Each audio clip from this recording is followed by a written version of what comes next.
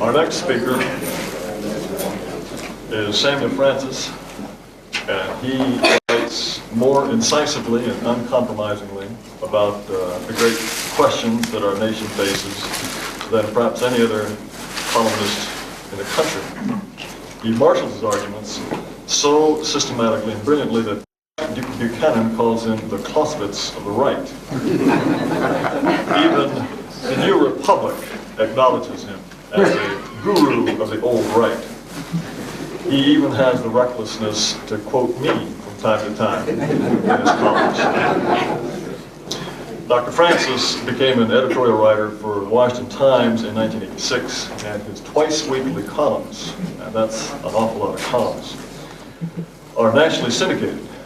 He has twice received the Distinguished Writing Award from the American Society of Newspaper Editors, and his most recent book, Beautiful Losers, is a collection of essays on the failure of American conservatism. And it is a real pleasure and an honor to be able to present to you one of America's most brilliant and uncompromising essayists, Samuel Francis.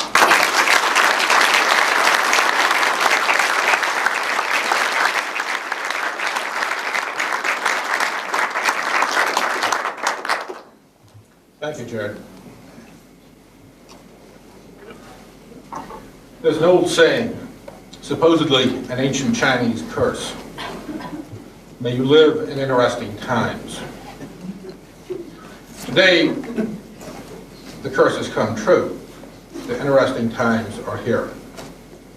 What is interesting about the times in which we live is that for perhaps the first time in history, certainly for one of the few times in history, we are witnessing the more or less peaceful transfer of power from one civilization and from the people or race that created and bore that civilization to different races. In South Africa, the transfer has already been completed, at least in a formal political sense, with the apparent support of most of the white population.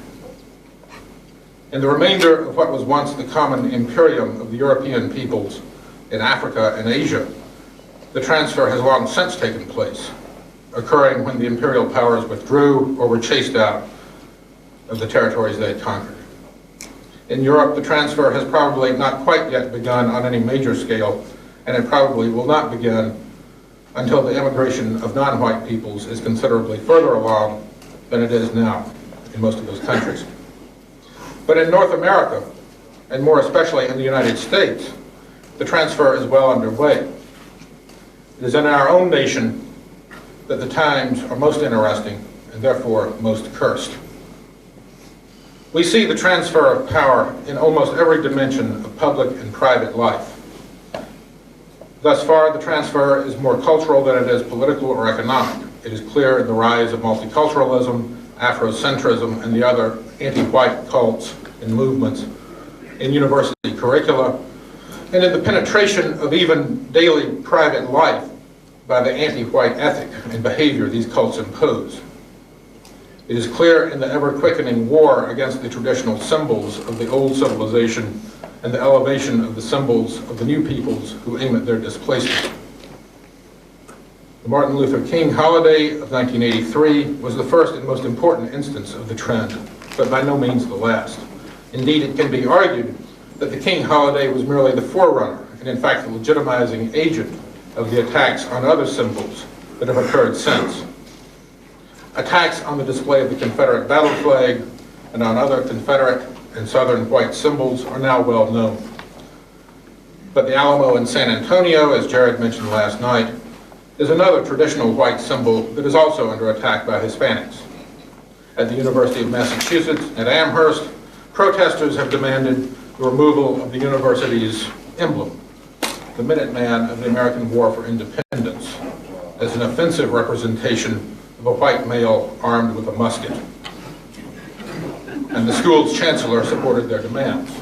The Custer Battlefield in Montana, one of the few monuments to a military defeat anywhere, has been changed to celebrate the Indian victory. Although what is historically memorable about the Battle of the Little Bighorn is not the victory of several thousand Indians over a small American cavalry detachment, but rather the defeat of the whites at the hands of the non-whites. The holidays, public anniversaries, flags, songs, statues, museums, symbols, and heroes that a people shares are fundamental to its identity and its existence as a people. And what we are witnessing on the official level of public culture in the attacks on these traditional symbols and their displacement by the symbols of other races is the effective abolition of one people and the gradual creation of another. Of course, this process of racial and cultural displacement is not limited to official culture, which is often merely the plaything of politicians. It is also true, even more clearly, on the level of popular culture, by which is meant today not the culture created by the people, but rather the culture created by elites for consumption by the people. Western movies now routinely define the whites as the villains, and the Indians and the Mexicans, or even more fantastically, the blacks, as the heroes, or the martyrs, as in Dances with Wolves and Geronimo. Almost all TV and cinematic depictions of the Civil War now unequivocally portray the South and the Confederates as the villains, perhaps at the best misguided, but nonetheless on the wrong side of history. It is routine also to display almost all criminals, rapists, murderers, robbers, as whites, though the statistical truth, of course, is that violent crime in the United States is largely the work of non-whites. Political scientist Robert Lichter, a few years ago, showed in a study of how television depicts reality that while during the last 30 years, whites were arrested for 40% of the murders committed in the United States, on television, whites committed 90% of the murders. Moreover, non-whites are frequently shown as not only heroic, but also as dominant over the whites. In the film Johnny Handsome, Mickey Rourke played a violent and physically deformed white criminal seeking revenge on the other criminals who betrayed him, all of them also white, while the tough and competent police detective who arrested him and the brilliant surgeon who corrected his deformities were both blacks. An inversion of probable reality that was explicitly praised in the reviews of the film. In the Karate Kid film series, the villains are white toughs who pick on non-whites. The heroes are non-whites who defeat the whites with the superior fighting skills and ethical codes of the Orient. It is a staple feature of police movies that they portray blacks as the administrative superiors of the white protagonist, Mel Gibson's Lethal Weapon series being the best known, perhaps. The second installment of which claimed that white South Africans were masterminding drug smuggling into the United States. While the explicit racial hatred of whites expressed in black-directed films is well known, an increasingly common theme in mainstream television and film is that of the dangers represented by the hordes of violent and vicious white supremacists, skinheads, neo-Nazis, paleo-Nazis, and racist terrorists who lurk in every city, behind every storefront, in every small town, everywhere throughout the country.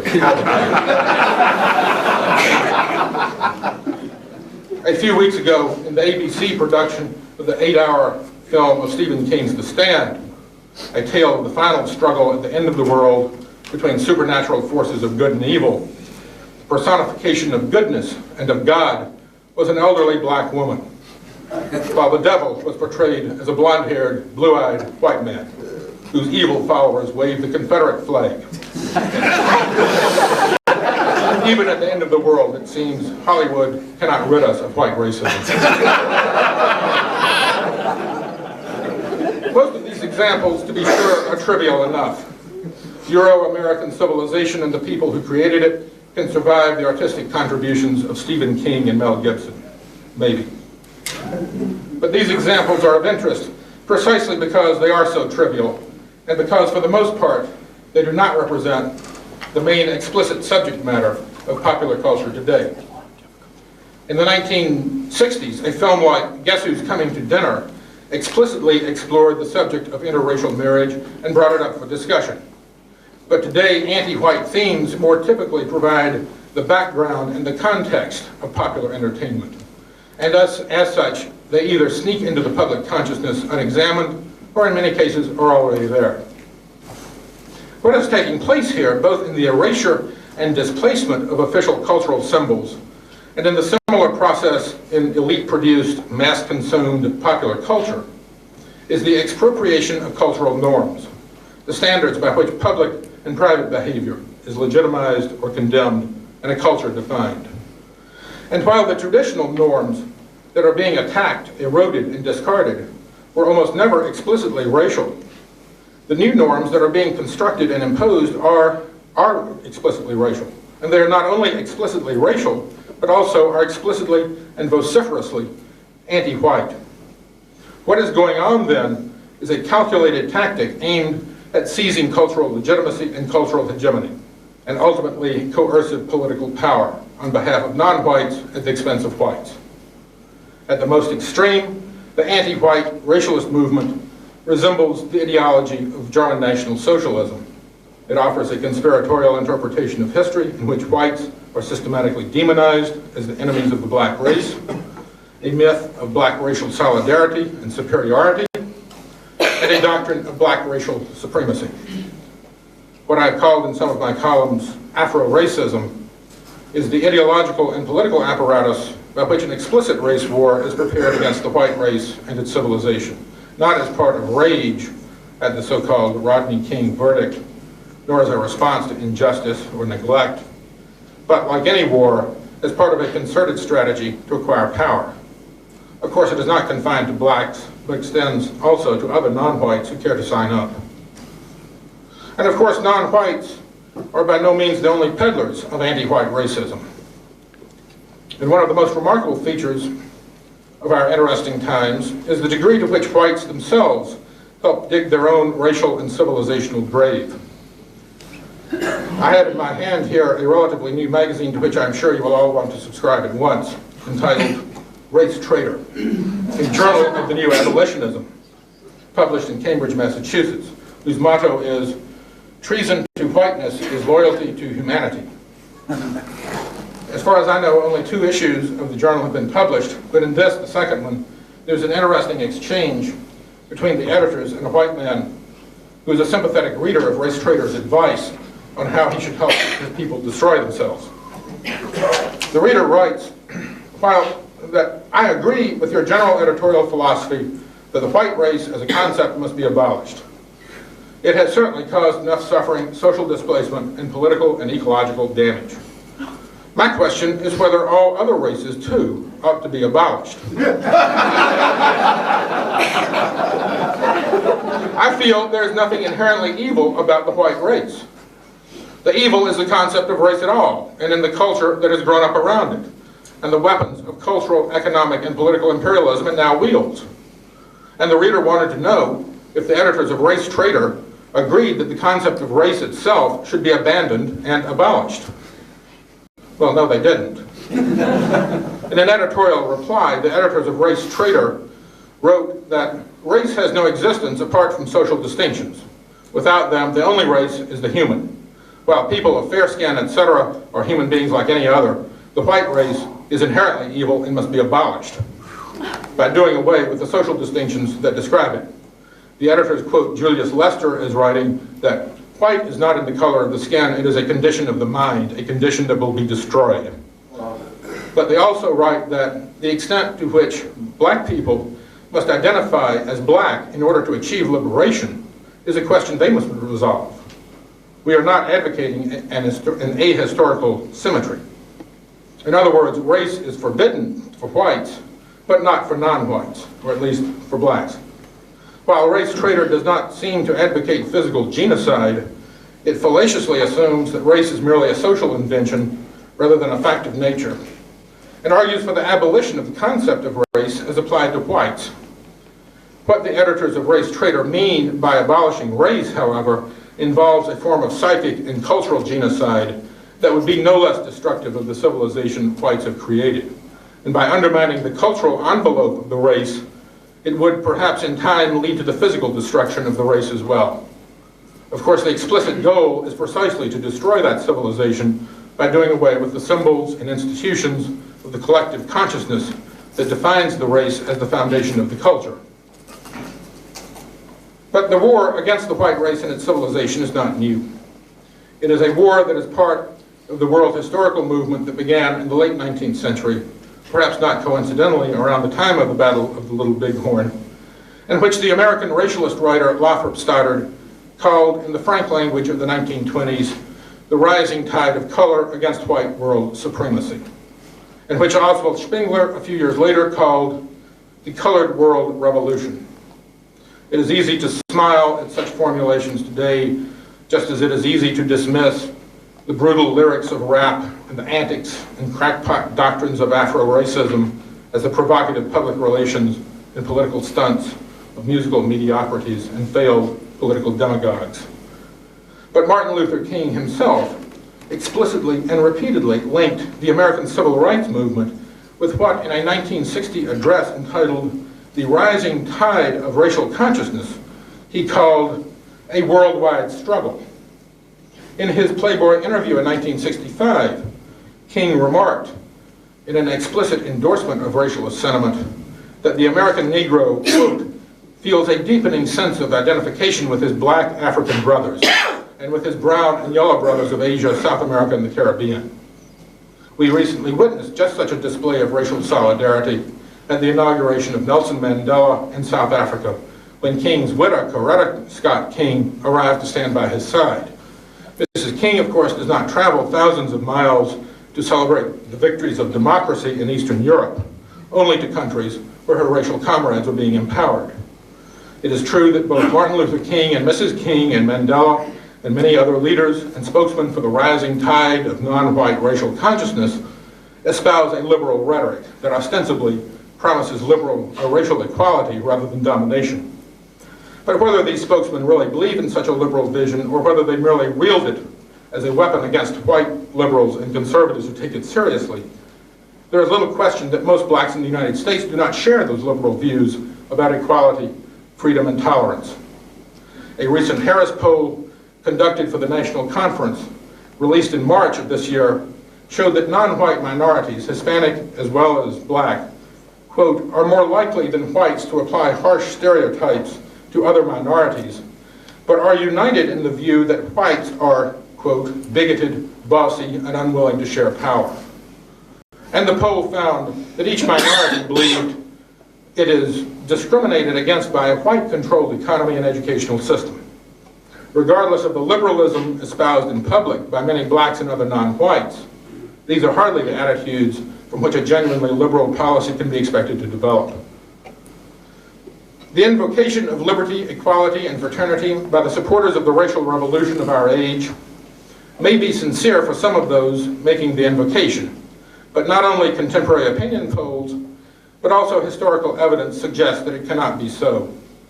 Historian William McNeill argues in a set of lectures delivered in 1985 at the University of Toronto that what he calls ethnic hierarchy is on the rise everywhere, and that it is indeed the normal condition of human civilizations. Other civilized societies, writes McNeill, have almost always accepted and enforced inequality among the diverse ethnic groups of which they were composed. McNeill's term ethnic hierarchy consists of words derived from Greek. And if those words are loosely, but not too loosely, translated into their Latin equivalents, it is fairly clear that McNeill is saying that racial domination, in one form or another, is the norm of human civilizations, that ethnic and racial equality has little historical foundation, and that the illusion of such equality is about to be rudely dispelled. The fraudulence of the liberalism espoused by the leaders of the racial revolution was clear to Spengler himself. The hare, he wrote in his last book, The Hour of Decision, may perhaps deceive the fox, but human beings cannot deceive each other. The colored man sees through the white man when he talks about humanity and everlasting peace. He sensed the other's unfitness and lack of will to defend himself. The colored races are not pacifists. They do not cling to a life whose length is its sole value.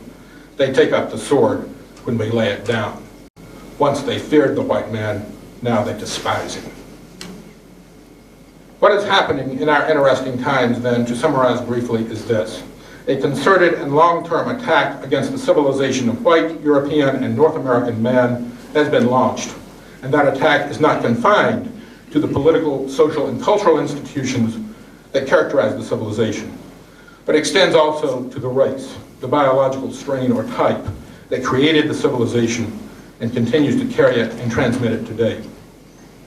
The attack or war against white civilization sometimes, indeed often, invokes liberal ideals as its justification and as its goal. But the likely reality is that the victory of the racial revolution will end merely in the domination or destruction of the white race and its civilization by the non-white peoples, if only for demographic reasons due to non-white immigration into the United States and the decline of white birth rates. We know from the population projections of the Census Bureau last year that by the middle of the next century, the present white majority of the United States will have dwindled to a minority in its own country.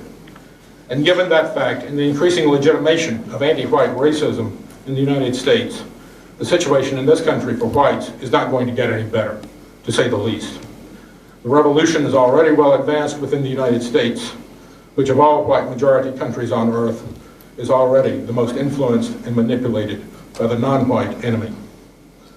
But of course the revolution could not have succeeded or gone as far as it has without the active assistance of whites, who themselves supported the racial revolution against their own race and civilization, and without the passive acquiescence of an even larger number of whites, whose allegiance and faith in their own people and cultures have been steadily and stealthily subverted by the infusion of hidden assumptions hostile to them. Stoddard and Spengler, as well as the late James Burnham in his Suicide of the West, analyzed these self-generated poisons by which the Western peoples prepare their own destruction. The ideological poison has assumed several different names: Marxism, liberalism, globalism, egalitarianism, and indeed much of the conservatism now espoused by people like Jack Kemp, Newt Gingrich, Bill Bennett, and William Buckley. As well as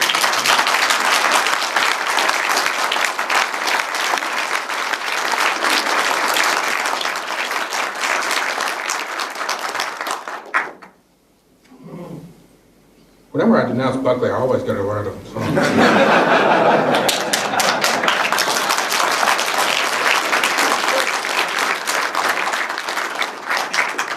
As well as a good part of Christianity, especially in its modern social gospel form. But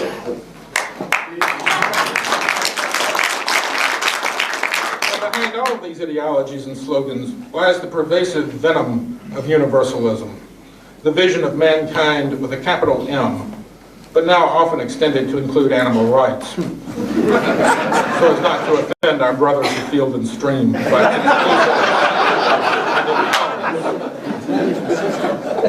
in the universalist worldview, there is neither history, nor race, nor even species, neither specific cultures, nor particular peoples, nor meaningful boundaries. And therefore, there are no concrete duties to race, nation, community, family, friend, or neighbor.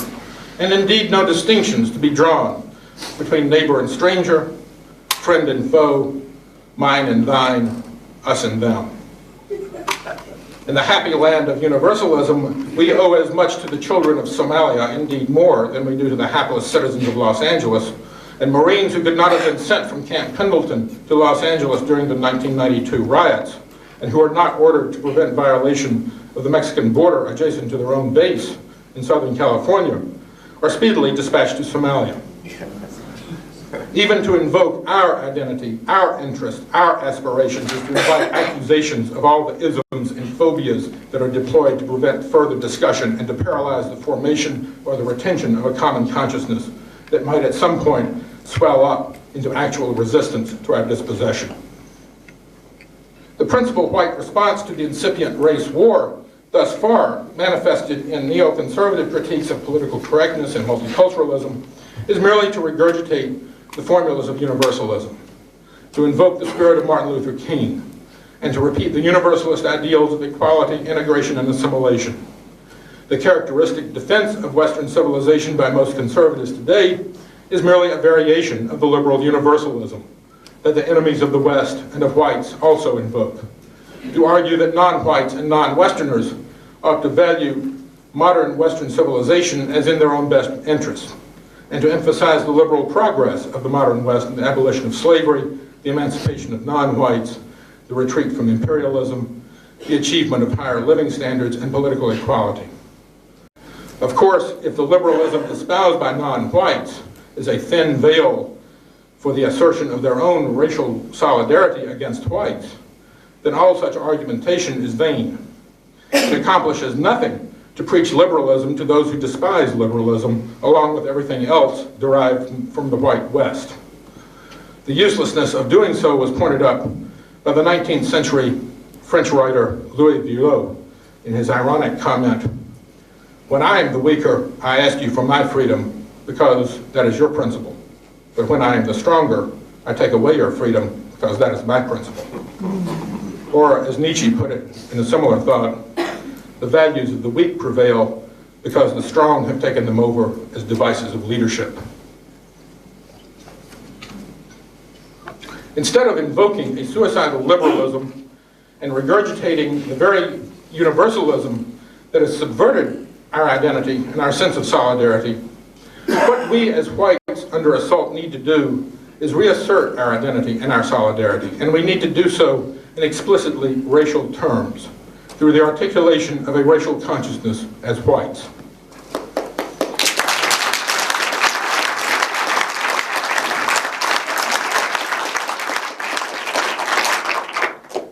The reassertion of our solidarity must be expressed in racial terms for two major reasons.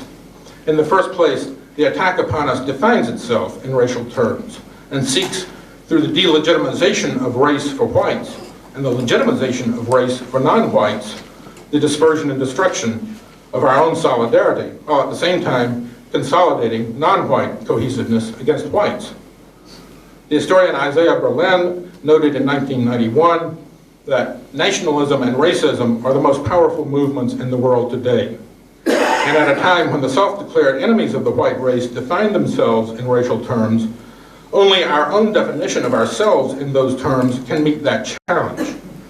If and when that challenge should triumph and those enemies come to kill us, as the Tutsi people have been slaughtered in Rwanda in the last few weeks, they will do so not because we are Westerners or Americans or Christians or conservatives or liberals, but because we are white.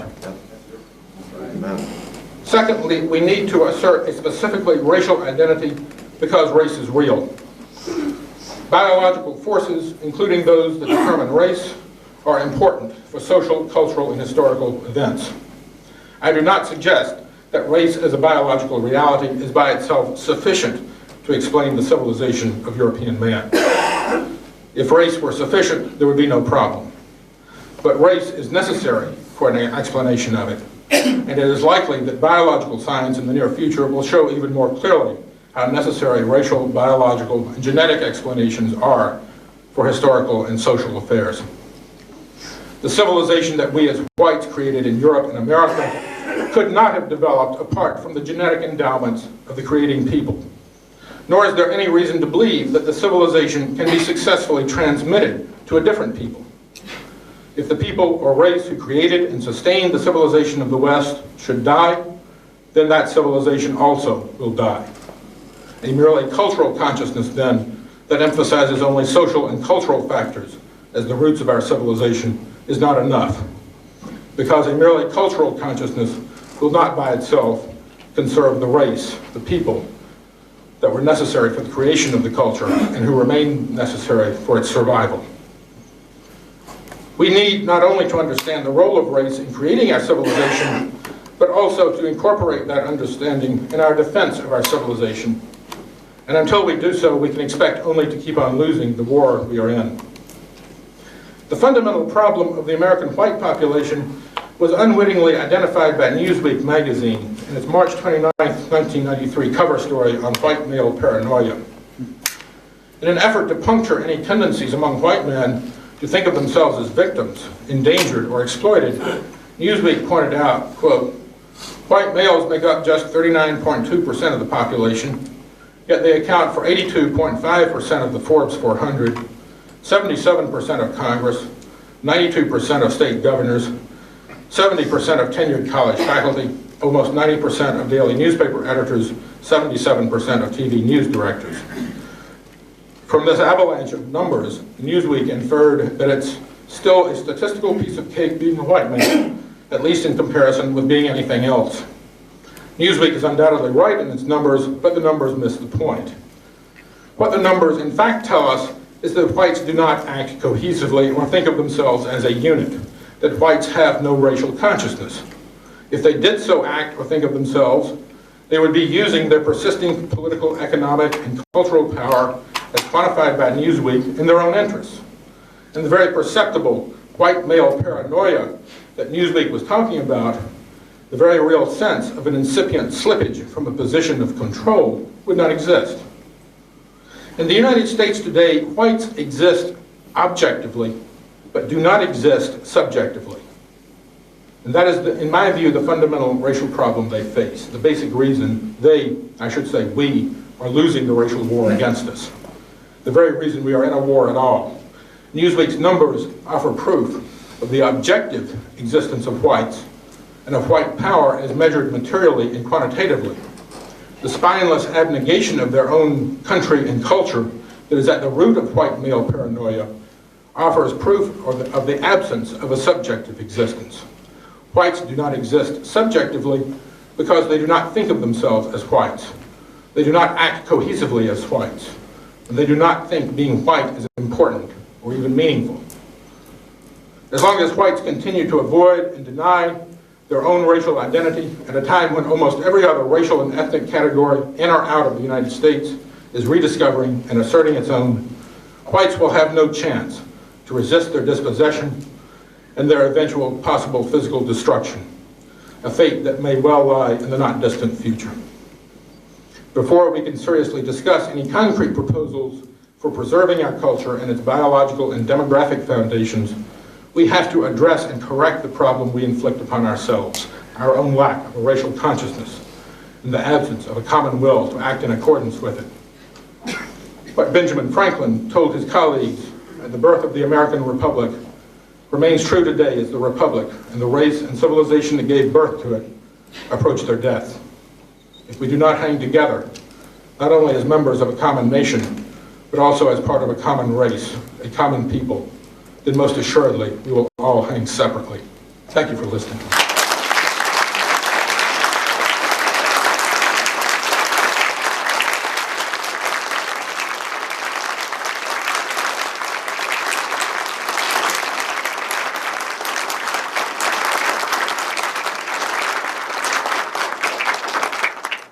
I have no questions, but if anyone else has. Dr. Francis has kindly agreed to take my questions.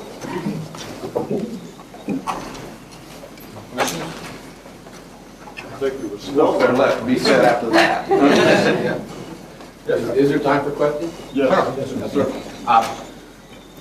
To what extent do you think that altruism or Christianity misunderstood is fueling our own demise? In other words, I've had graduate students at Catholic University assure me all men are equal because they're spiritually equal. They fail to distinguish between, but it goes back, I guess, to Locke and Thomas Jefferson. All men are spiritually equal. We all agree that every human being has value, but all people are not equal necessarily in ability, aptitude, or temperament. Yes, I think a bastardized form of Christianity is very supportive of this kind of attitude. It began in the Enlightenment, which is essentially a secularization of Christian ethics without the balances that pre-Enlightenment Christianity gave to that. You have to recall in all the criticism of Christianity for universalism and of suicidal tendencies that the conquistadors who conquered Latin America, the pioneers in this country, all these people were Christians. So something happened to Christianity between that time and today. You can't really imagine hippie priests running around in the 16th century. But yeah, I think there is a role there of Christianity. Dr. Sam, you have written powerfully and persuasively about gun control recently. In your view, what role does the mania for gun control have in this dispossession? I think the mania for gun control is due to two things. One is a very legitimate fear of crime by Americans, especially northeastern urban Americans. And secondly, it's due to the fact that we are ceasing to live in a gun culture. Americans, especially in northeastern urban areas, don't understand guns. They don't know what guns are. They don't know what guns can do. They have no feel for guns. Boys in the Hood do. Yes, they do. Yes. I mean, I myself was raised. I was not from the hood myself, but I mean, I was raised with guns in the house, so that I am less frightened of a gun than I am of a power lawnmower or a microwave.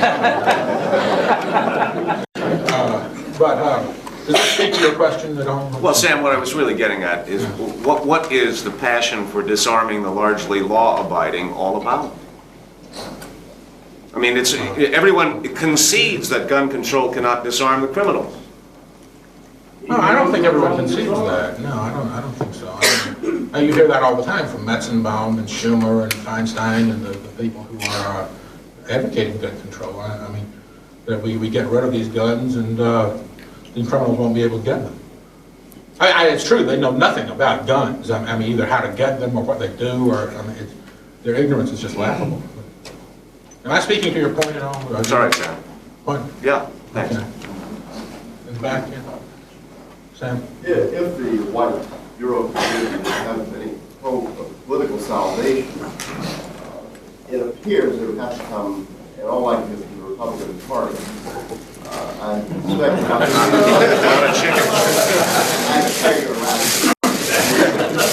like you, I think I have a long history of involvement somewhat in the fringes of the Republican Party, and it's almost hopeless to sit and listen to these people decade after decade come up with the same number that they're going to get a third black vote, they're going to get a third black vote. And they abandon completely the concerns of their constituency, always pursuing a third black vote that they never, ever get. What are your observations on the feasibility of ever curing the Republican Party of this will-o'-the-wisp sort of thinking? There's no possibility of curing the Republican Party. The Republican Party ought to be destroyed.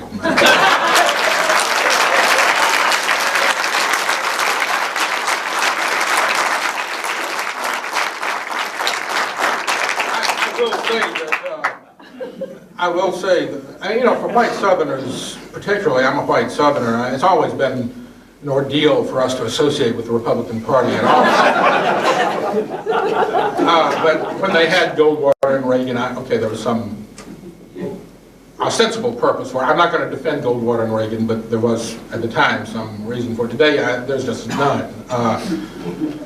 You know, I was told in 1992, I did not endorse anyone in my column, Bush or Clinton or Perot or anyone. I was told that actually by my one neoconservative friend that the good reason for voting for Bush over Clinton would be the Supreme Court nominees. Well, all right, that was arguable then. We now have two Supreme Court nominees by Clinton. The first one, Justice Ginsburg, passed unanimously, was endorsed by the Republicans immediately. George Mitchell was thought to be the nominee for the second one. Bob Dole endorsed Mitchell before Clinton had even nominated him. Then you have, they probably suggested to Clinton not to nominate George Mitchell. Bob Dole thought it was a good idea. And then finally you have Judge Breyer, who was endorsed by Orrin Hatch and Ted Kennedy on the same day. So what is the point of voting for a Republican? I mean, the main argument that they had for voting for Bush, it collapses. But you know, on the black vote, I think that the real reason behind that is not that Republicans really expect to get very much of the black vote. I think they are trying to massage yuppie guilt, and they're trying to get yuppies to vote Republican. And yuppies, like some blacks, you know, there used to be a discotheque in Washington. I've forgotten its name, but in the late 70s, but it would allow in a certain number of blacks because it was fashionable to have blacks in the discotheque.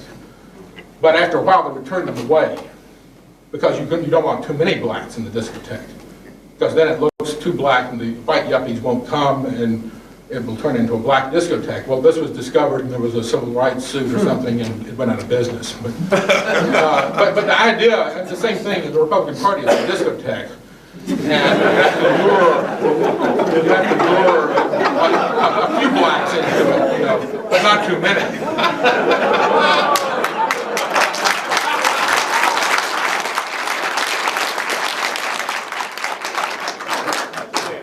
Yeah, you spoke earlier about the cultural forces that are, I don't know, arrayed against white people right now. What's your take on country music and its rising popularity? Well, I think, I don't listen to it an awful lot, but Garth Brooks, for example, is a thoroughly repulsive person. You know, he has that stupid Universalist song about whatever it is, you know what I'm talking about. When we're all gay and we're all intermarry. I think that's the one where he flies across the audience. But anyway, I don't think country music is. If you're asking, is country music a serious, you know, force of resistance to this? No, I don't think it is. Yes, sir. Do you foresee the fragmentation of the United States as a possibility, perhaps inevitable, perhaps to be desired in the future? I think that's possible. I don't see any real tendency toward it now. I think in a sense there's a fragmentation, there's a decomposition. The culture and the society are decomposing, but it's held together by sort of the high-tech chicken wire of television and the entertainment culture and the economy and all that, you know, McDonald's and fast food restaurants, that sort of thing.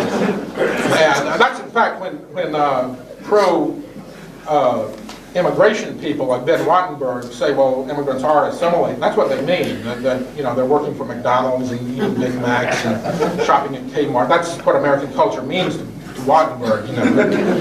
I don't know. As far as separatism and secessionism, there's strong odors of all that in the air now among the white right and even Walter Williams, who's not exactly on the white right. I like Walter; he's a good man. But you know, we're simply not ready for that. If we had a secessionist or separatist movement, even if it worked and succeeded, all that would do is simply import into the separating fragment all the evils that we already have, you know, among whites. And I hate to sound religious about it, but we have to purge ourselves of those evils first. And then we can talk about other options, secessionism, separatism, whatever. Yes, Mr. Francis, are you familiar with the work of Dr. Robert Graham in California, who operates the Genius Sperm Bank, who has produced, as of this date, 192 supermen, if you will? Well, I've vaguely heard of it, yeah, I don't know. Just wondering if you had... They want your contribution.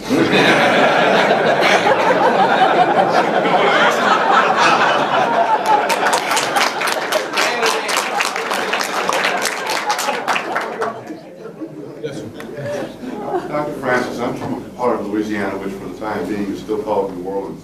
And the local monopoly newspaper there ran a series called Together Apart, the Myth of Race, whose many installments declare that race is, just like the folks from Cambridge said, a sociological myth, mindset. And they won numerous national awards by their colleagues, essentially, in the field. What's your take on that sort of thing, media backslapping for declaring such assertions? Well, you know, we live in the illusion that ideas have consequences, and that eventually, you know, the ideas that some of which Professor Levin was talking about racial scientific research on race, eventually these will seep down to the actual intellectual classes. You know, they will have an impact on them. I have no faith in that, but many people do believe that. But,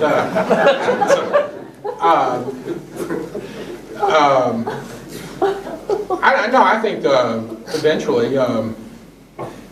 there will be some change in that. It's interesting that but they had an editorial attacking. It was a series which consisted of about 2,000 or 3,000 installments. And, it is out in compendium form for anyone who would like to get a copy. When was it published approximately? I'm sorry? When was that published approximately? Early through mid-1993. Okay. I mean, 50 years after Franz Boas and his colleagues supposedly destroyed the idea of race, newspapers still find it necessary to have 13-part installments. That's right. I mean, no one refutes alchemy anymore. You don't have newspapers having 12-part installments refuting astrology. Even though Ronald Reagan believed in astrology. Incidentally, I went to a conference that I held, and the guest speaker at the conference was the chief editor in charge of this series. And this, keep in mind, it debuted in the spring of 1993.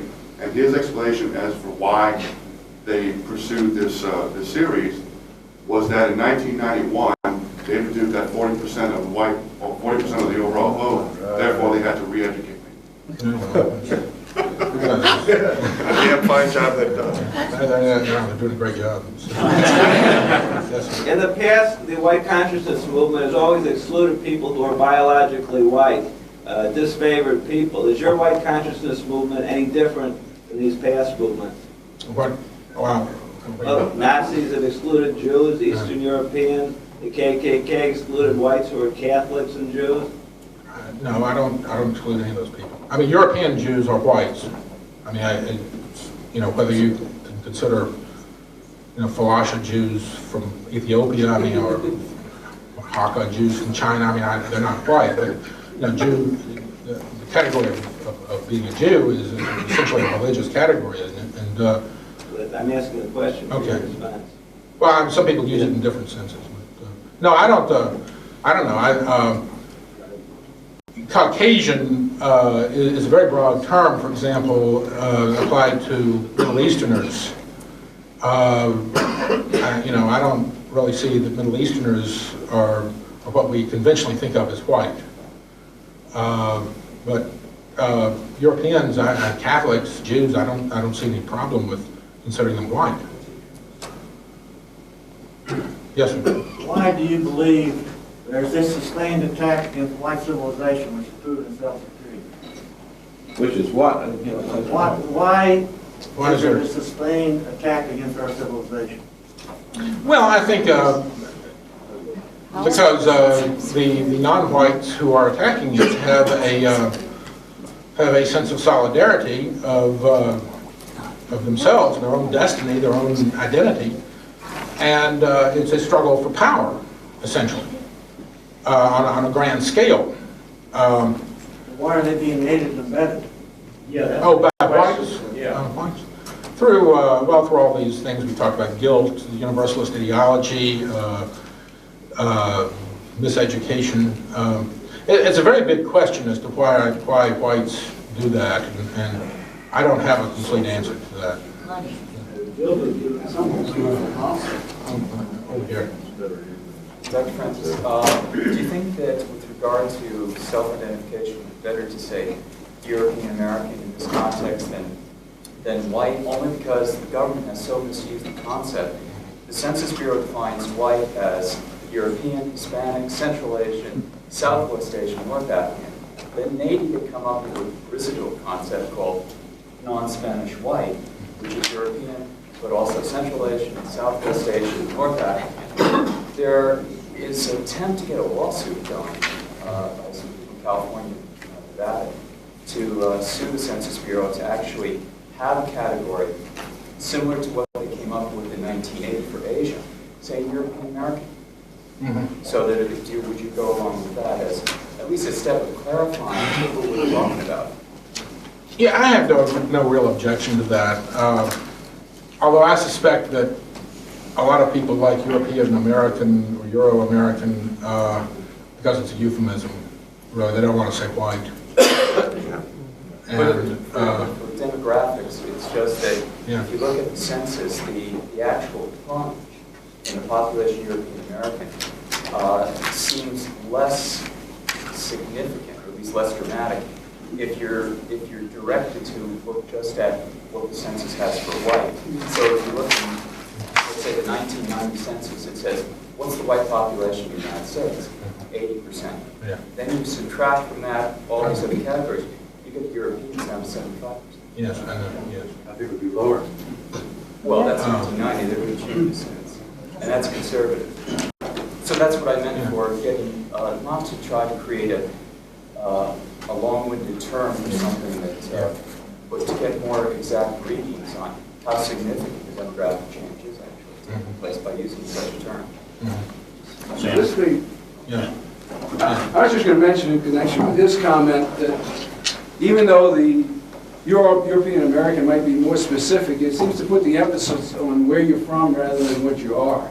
That's true. And that might be misleading to a certain extent. That's true. I mean, the term white It's playing their evolved. game, I guess. Afro-American says we're from Africa, but all Africans certainly aren't black. Right. True. You know, Sam, since you were talking about the problem being defined in terms of a lack of racial consciousness among white people and dealing with national and international issues in the country, what, in your opinion, would be the issue that would be the biggest help in rebuilding or remolding that racial consciousness? Would it be something like affirmative action or states' rights, or what would be the issue that we could use as a PR concept to make people start thinking in terms of who they are and what they are again? I think crime, education, and affirmative action are three issues that would be the most useful, mainly because those are issues that actually cost whites something material. You know, the education of their children, their jobs, and their physical safety. And I think you have to start with that kind of appeal to personal interest rather than larger civilizational interest. So those would be the best issues. Yes, sir. Yeah. Dr. Francis, you cited a number of publications in your address, Newsweek being one of them, as being purveyors of the type of disinformation. And I'm curious as to what would you have to say specifically to the people who are responsible for writing these pieces, and what would you have to say towards, aside from boycotting these publications, actually trying to change the type of irresponsibility that they're responsible for? Gosh, I don't know. I mean, I know working for a newspaper how things, it doesn't happen to me, but it does happen to reporters at all newspapers, how things get changed by the editor, so that what the reporter turned in at night is not what he reads in the newspaper the next morning. Right. And it's not always possible to know who changed it or why. You know, the headline on the story, captions on pictures, takeouts in the story, those things tell the reader what to think, much more than the language of the actual story. There is a belief that the news, the media, actually creates news as opposed to reporting news, and I'm just wondering if you have any suggestions as to how we can start to change it to go into the right direction as opposed to the wrong. I don't think you can change it, because I think those things are, I think what you have to do is have alternative publications. Dare I say it, the Washington Times is one, but you know, that's a plug, but there are others. American Renaissance is another. There are others, you know, of various hues and descriptions. But I don't think that you can really do anything with Newsweek, Time, New York Times, Washington Post. You will find in the Washington Post, for example, the Post has moved to the right since the Washington Times has been in existence, for what it's worth. You know, now you have George Will in the Washington Post, and you know, they used to carry William Buckley, and they never carried him, really. They published it maybe 10 times a year, and I guess he finally withdrew, and now we picked up Buckley, and it's perfectly clear why the Washington Post never ran his column. You know? But I don't know. There are all sorts of pressures like that you can put on the press, but I think mainly you have to have an alternative media. Yes, in the back. What if you read of the writings of Gustave Le Bon, and whether you think he has any relevance to our problems? Well, I read his book, The Crowd, which is a classic of mass psychology. I liked it at the time. It was a long time ago. It seemed to me he had a great many insights into crowd psychology, the nature of mass society and mass democracy. I think Le Bon is probably worth reading, but frankly, it's been a long time since I read the book. Yeah. Michael. Yeah, I wanted to speak a bit about the issue of race, because it is an important question, and whether whites should refer to themselves as whites or Euro-Americans. And I mention this because here's a ray of sunshine that may be cast. The American psychologist recently ran a long article, and then the Educational Psychology Review, an important journal in education, ran a long article both attacking the concepts of race as myths. And as somebody said, it's kind of ridiculous. Oh, you said, of course, that you don't have refutations of alchemy. But nonetheless, the American psychologist, the most important psychology journal in the world, it's academic, but it's read by hundreds of thousands of people, was sort of toying with the idea of higher standards for discussions having to do with race than any other topic. I'm happy to report that both the American Psychologist and the Educational Psychology Review did invite and is going to publish responses by those of us who do believe in race. Now, I think the scientific view to take, the best view to take, on balance, so I do agree the word white is good, that scientifically, race is best taken to refer to geographical region from which your ancestors came. That's a good scientific operational definition. Blacks are people whose ancestors came from sub-Saharan Africa 20 or more generations ago. Caucasians are those whose ancestors came from west of the Urals, north of the Sahara 20 or more generations ago. Same for Asians. The reason, and this sort of feeds into what may be a more prolix and euphemistic definition. The reason I think this is good is because it demystifies the concept of race. People have a tendency to attack the concept of race by first attributing to those who believe in it all sorts of nonsense that they don't believe, some kind of mystical essence, and then attacking that straw man. By having a geographical definition of race, you avoid that problem. Good point. That's a good idea. Just on the word Caucasian, it was my understanding, I think this is in John R. Baker's book, that the 18th century naturalist Blumenbach actually coined this term, and he did so because he had in his anatomical collection this beautiful human skull that he believed came from the Caucasus Mountains. And it was such a beautiful skull, he thought this should be what the white race should be named after, so he named it Caucasian. And I think it later turned out it actually didn't even come from the Caucasus. Well, it's a good dead metaphor. Point well taken. Yes, sir. Yeah. To what extent is the Hollywood, TV, newsprint media assault daily on the white male orchestrated, if it is, and if so, by whom? I don't know. I think some of it's orchestrated. I don't think it's not accidental. Why it is orchestrated that way probably gets into the other questions about why whites lack racial consciousness and all of that. It doesn't happen by accident, because if it happened by accident, sometimes you would see very negative portrayals of blacks. You know, sometimes the devil would be portrayed as a black man or something, and that doesn't happen usually. But you know, it's I think certain elites in our society have basically allied with non-whites, and media elites are one of them. I think that's also true. Corporate elites and governmental elites and others. Yes. Yeah. You mentioned the main issues. I'd like to that you thought were the most important. I think another one is selection of textbooks by school boards, and there's a state school board committee, I guess, in every state.